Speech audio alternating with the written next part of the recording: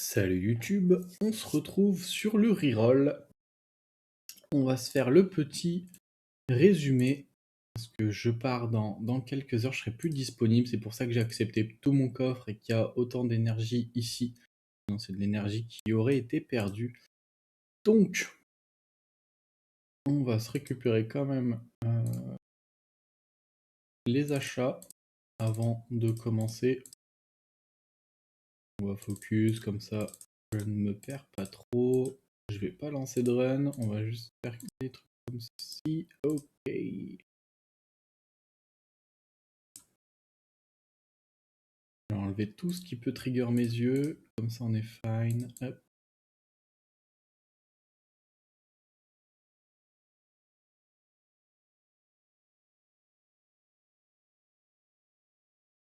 Ok. Est-ce qu'il y a des choses intéressantes? Non. Donc, on y est. Donc, ce qu'on a fait sur le jour 12. Pour ceux qui ne regardent pas la version longue, je crois qu'il y a eu 6 ou 7 heures de jeu à peu près. Donc, il y a eu pas mal de farm. Vous voyez qu'il n'y a plus l'émission de la forteresse ni de la nécropole. Donc, non, je vais pas passer par là, je vais passer par la fenêtre de Kairos, comme ça vous pourrez voir la team. Pour le nécro, on en est là. Alors le 12, le hard, pardon, il passe pas très bien parce qu'il faudrait que tous les monstres soient en violent revenge. Mais je n'ai pas farmé suffisamment pour pouvoir le faire. Donc Abigail l'est, Raok est en fatal, Astar est en vampire, c'est l'exception, mais il faudrait du revenge à la place. Parce qu'elle fait tellement de dégâts sur les waves que si elle n'est pas en vampire, elle va juste se tuer. Seren, il manquerait du revenge à la place. Et le griffon, on peut mettre un rage et on peut mettre potentiellement pas forcément un revenge parce que on va taper sur le shield du boss donc et ça fait que 1. Par contre, on pourrait mettre un set protection pour apporter un petit peu de protection sur les waves. Donc c'est plutôt simple. On aurait peut-être une variante, on pourrait rajouter le Hikaru, mais c'est pas facile à faire en début de. En early parce qu'on n'a pas les runes, on n'a pas les meules. Il est là. Donc pour l'instant, il est comme ça, mais j'ai regardé, il n'a pas la défense nécessaire. Je sais plus c'est combien, je dois pas être très très loin, je me demande si c'est pas 2370 et quelques. J'ai bien tous les bâtiments, le bâtiment avec la défense augmentée au maximum, mais j'atteins pas le seuil, donc je dois pas être très très loin, mais je peux pas l'améliorer pour l'instant. J'ai même enlevé le set faille pour mettre un deuxième set gardien. Avec le set fight, j'étais beaucoup trop loin. Donc voilà, on est bien en def, ouais. Donc un petit peu dommage. On aurait pu le jouer sinon, mais c'est pas très grave. Voilà ce que ça donne pour la team. Donc ça, Abigail, on l'a récupéré avec l'event. Astar aussi. Seren, c'est un SD. Le Griffon Light, c'est un SD. Raok, on peut le dropper dans le scénario. Donc ça fait une bonne team free-to-play. Et mine de rien, ça doit faire partie des teams, des speed teams, je pense. On peut regarder ouais, Raok, beaucoup pique, Astar, Hikaru, Abigail et Shaman. Donc ils mettent plus le Hikaru par rapport à Seren, j'ai l'impression. Je pense que ça se joue à pas grand chose honnêtement, l'utilité, parce que Seren avec la coop sort 3, elle fait quand même énormément de multi et il y a pause de break dev dessus, donc c'est plutôt cool je pense. Ok, voilà pour le nécro. Maintenant on a fait l'émission de la forteresse. Alors, ça passe un petit peu en normal, mais on manque de dégâts. Et finalement, le Heihachi, il peut galérer à poser son anti-buff. Et quand il le pose trop tard, ben, on a pris trop de dégâts avec les cristaux qui nous explosent la tête. Je crois que c'est ça, à chaque fois que se termine le 5e tour d'un ennemi, attaque un ennemi au hasard en le frappant dans l'éclair pour l'étourdir avec de chance. Attaque jusqu'à 4 fois en proportion de sa propre puissance d'attaque sans possibilité de glancing. Et donc c'est cette chose-là qui nous éclate, parce que même si on a mis de la résilience avec Fran pour avoir du heal, si on pose pas le debuff d'anti-buff, il va avoir le shield plus le buff def et on n'arrivera pas à passer outre. Et ça peut wipe la run. Ça le faisait même un petit peu sur l'étage 10. J'ai dû balancer du x30 parce que sur le x10, c'est arrivé qu'il y ait un wipe. Donc c'était un petit peu dommage quand même. Mais bon, la mission est passée. On a eu le Diablemon. Et il a été utilisé à bon escient puisque on a l'homunculus. On a fait toutes les bêtes en triple S. Bon, la bête de glace à la main. Et c'était de justesse. Mais c'est passé et par chance, on n'avait pas besoin de la farmer pour l'homunculus qu'on a choisi. Pour l'homunculus qu'on a choisi, il nous fallait la bête de l'orage et la bête des marécages. Tout simplement, je peux vous montrer ça. Il doit être rangé ici, le petit homunculus. Donc il est là. Je pense qu'on va aller en fait le voir dans le bâtiment, ça sera beaucoup plus pratique. Donc, sur un early et sans invoquer, mon but c'était d'aller sur un peu tous les contenus. Mais du coup, je vais manquer de gros DPS sur le géant. Donc, je suis obligé d'aller chercher l'homunculus vent, qui est le second plébiscité. Ce qui m'étonne, je pensais vraiment qu'il aurait été premier parce que bon, il y a beaucoup d'autres farmers dans le jeu, on n'a pas besoin de l'homunculus haut. Peut-être que les stats sont biaisés, que c'est des anciens utilisateurs qui ne le jouent plus du tout. Et je pense vraiment que sur le début, l'homunculus vent, il est vraiment fort parce qu'il a quand même 2 sorts qui scale en fonction des max HP, de la cible. Et donc voilà, vous voyez la route à suivre pour prendre les bons sorts pour le géant. Avec des runes moyennes, je pense qu'on fait quand même facilement du plus de 100 000 par hit. Plus le fait... pardon. Je peux vous montrer son passif. Parce que son passif permet un petit peu de sécuriser la run quand on manque de dégâts, mine de rien. C'est simple. On meurt une première fois, on revient, et on a 2 tours pour taper. En état d'explosion magique, les dégâts infligés à l'ennemi augmentent de 30%, mais tu deviens incontrôlable et tu meurs à la fin. Donc ça veut dire qu'on est boosté pendant notre retour. Et après on meurt, mais en général on tue le boss avant. Et ça permet de clear le run tout simplement. Et donc les Diablemon sont allés ici. Malheureusement j'en ai 2 qui sont allés dans le sort 1, un petit peu dommage, parce que vraiment il est pas censé faire des sorts 1 sur le boss. Et je pense que sur le géant du coup j'aurai pas tous les skill up. Si on peut... Ouais, j'allais dire si on peut choper au moins les dégâts, on pourra se rendre compte à peu près des dégâts que l'homunculus peut mettre, mais ça aurait été bien les tours de pause aussi. On verra comment on s'en sort, on n'y est pas encore. Et j'aurai pas le temps de le faire avant de partir en vacances, ça sera un objectif au retour. Donc il y aura peut-être un épisode, peut-être 2, on verra au retour, mais c'est vrai qu'on approche de la fin. Il y a eu également le HOH Mi-AL. Il faut faire attention à la première vague, je crois que c'est là qu'il y a les assassins feu. Et il me semble que leur jauge d'attaque se booste quand on met du heal. Et donc il a fallu jouer sans heal. Je vais faire ça parce que je voulais vous montrer la team. Non.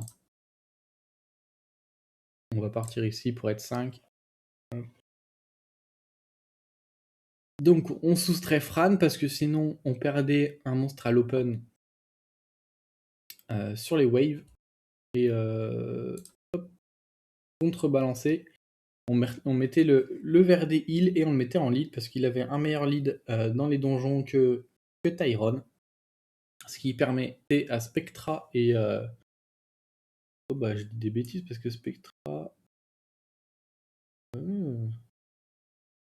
C'est Tyrone qui est plus rapide. Je pensais que Spectra jouait à l'open. Ah mais non, mais parce que avec le lead speed qui s'applique pas, on a l'impression que Tyrone joue. mais en fait, vu avec la base speed qu'il a et le lead, le Spectra passe d'abord, et du coup, ça nous permettait de faire le ready KTB et la pose de slow. Et si tous les slows se posaient, on pouvait faire le sort 2 avec Tyron. Ensuite, on pouvait aller le chercher le stun avec Veromos.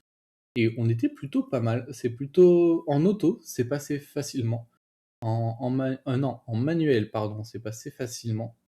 En auto, c'était plus compliqué, forcément, puisque ça m'a demandé d'interagir en automatique. Ok. Donc là, on a parlé de tout ça. On avait mis un Vigor de côté dans la box, un Vigor qu'on avait invoqué avec les Vélins inconnus. Qui est ici. Bon, alors, évidemment, j'ai essayé de chercher des skill-up. J'ai farmé un petit peu le scénario, parce qu'on retrouve le frère Feu à Vropagus. Malheureusement, je suis pas sûr d'en avoir eu. Peut-être un seul. Par chance, il y a du SD et j'ai farmé un petit peu le SDO. Donc ça m'a fait 3 ou 4 Vigor facile, je crois. Parce que je ne l'ai pas lancé tout de suite. Je l'ai trouvé quand je faisais les missions pour la forteresse et la nécro. Donc il a fallu que je mette un stop sur la forteresse, je crois, pour m'y prendre sur le SD.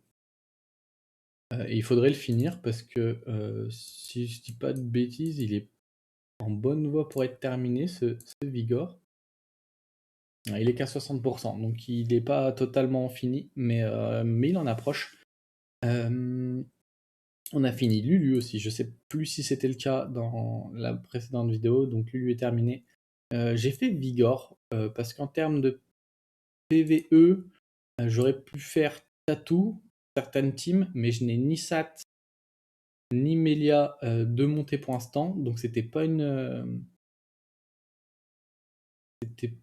pas urgent, alors que avoir le Vigor 2A, ça me permettrait de le jouer justement en dimension pour d'autres dimensions.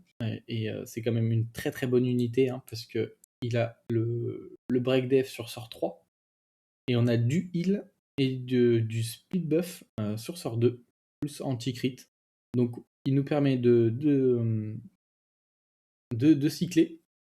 Il nous met du heal et il a un break def. Donc c'est un support incroyable.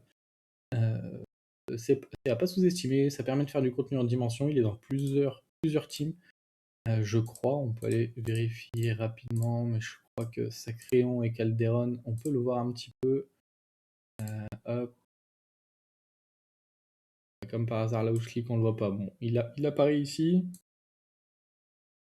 J'aurais pu voir pour les sorcières également. Stratégie niveau 5, parce que c'est là qu'on veut XP. Bon, il apparaît pas ici, mais parce qu'a priori, il y a plus Riley. Ok. C'est pas de chance, ça. Donc, il pensait dire quelque chose d'intéressant. Pas trop le cas. On le voit pour les armures vivantes. Ok. Bon, on va pas toutes se les faire. C'est une bonne unité. Il est joué un petit peu en dimension. Il est joué en PVP. Donc c'est cool. Et la dernière occupation que j'ai eue, tac tac tac, c'est le raid des mondes. Vous voyez que là, il y a le terminé niveau 5, mais c'est tout seul. Donc ça veut dire que c'est du solo raid. Et je n'ai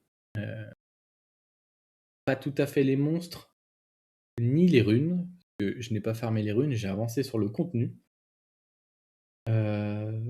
Pour faire le raid. Donc, la team qu'on a focus, vous vous en doutez, c'est le Balègre Johnson.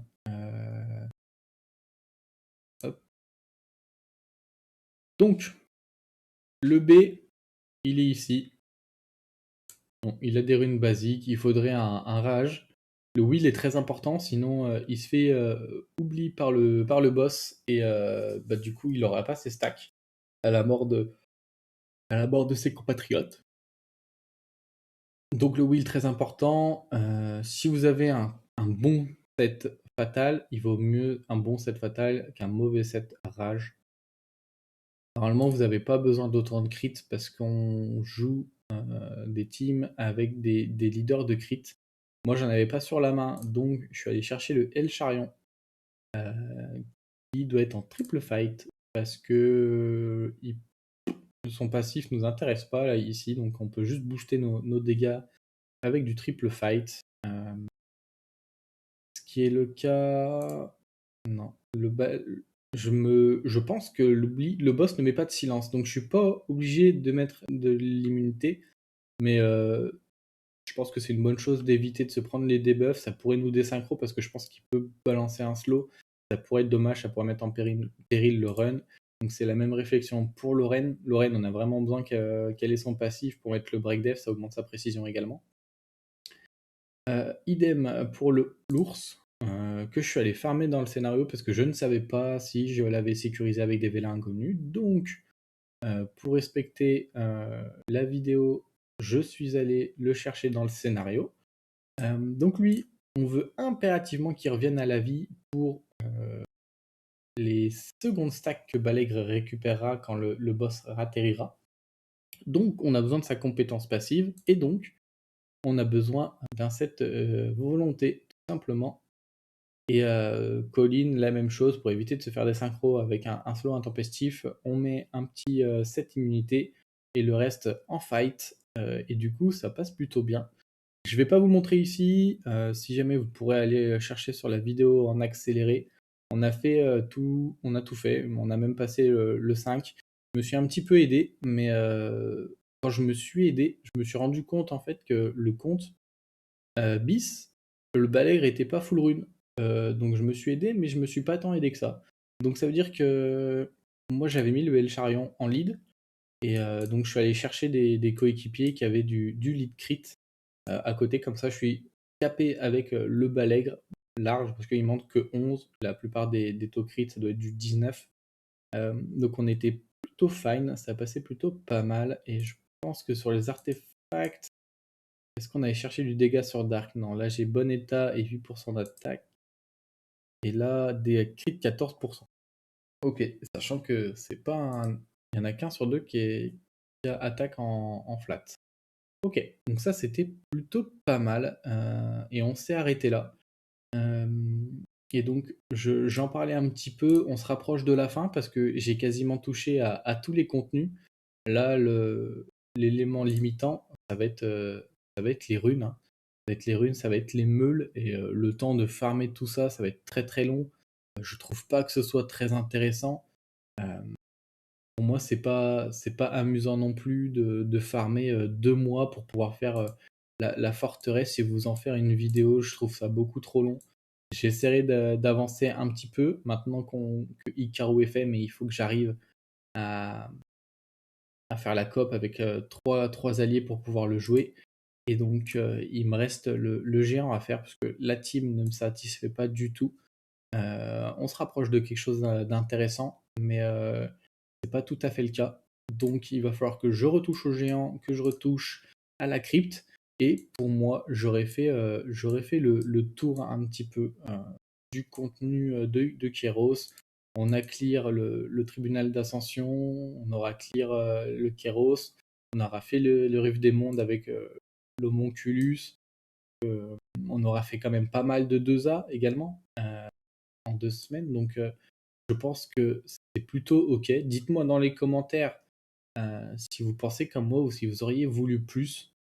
Peut-être que si vous arrivez à me convaincre, peut-être que je pourrais pousser, mais j'ai quand même des gros doutes là-dessus. Sur ce, moi je vous souhaite une bonne journée ou une bonne soirée selon quand vous regardez la vidéo. À bientôt. Ciao ciao. Non, pas ciao ciao tout de suite. Ça fait 2 jours que j'oublie de vous en parler. Et c'est aussi un aspect limitant euh, pour moi, c'est les skill-up. Par exemple, on avait remplacé le Heihachi. Non, on avait remplacé le Ergar par le Heihachi. Ergar qui peut être skill-up avec des vampires. Des vampires qu'on peut faire par les fusions. Mais c'est pareil, j'ai regardé un petit peu pour les fusions. Je peux les faire, c'est free to play. C'est dans des pièces de guild, c'est dans les pièces d'arène, c'est dans le scénario. Mais déjà dans le scénario, je peux ne jamais les drop si je n'ai pas de chance. Et pour les pièces de guild, il faudrait que je me mette dans une guild au niveau du compte. Là, actuellement, dans celle-là, je ne peux pas faire d'offense en occupation. le mode de jeu qui rapporte le plus de points de guilde, donc je me limite avec ça. Si jamais il faut que je change de guilde dans un premier temps pour avoir des points de guilde. L'arène, on génère mine de rien peu de points de gloire par rapport à ce que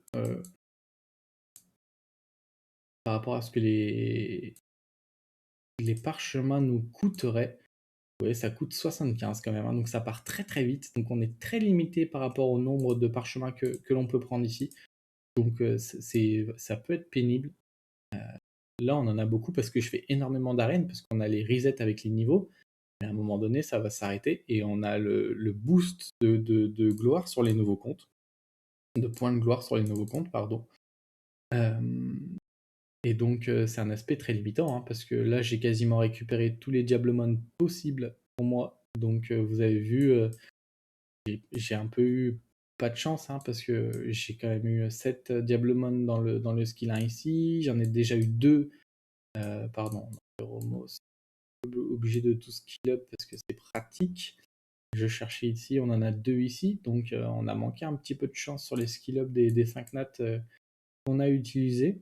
Et puis j'ai peut-être un petit peu gris en faisant du skill up sur les 2A, mais je pense que ce que j'ai skill up, c'est plutôt cool pour les dégâts.